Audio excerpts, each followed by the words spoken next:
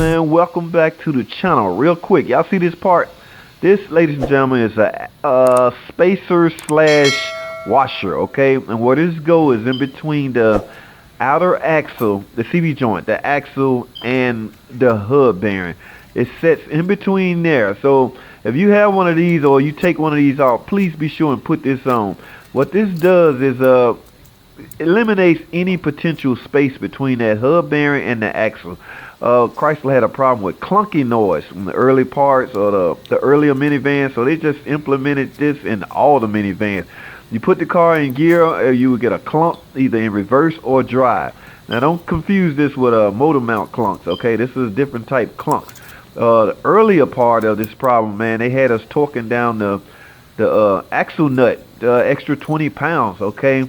So, and the funny thing about it is the nut would actually turn. So they had a known problem with that specs being too small on the axle nut. All right, once we started doing that, the clunk was going away, but the axles were not the same. So as you know, there is no two axles made the same. You're going to either be too long or too short.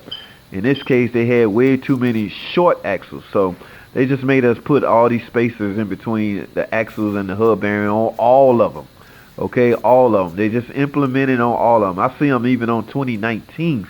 Matter of fact, I just did a 2020. It had it on it. So if you're having clunking issues in and out of gear, you might want to look at this potential part right here.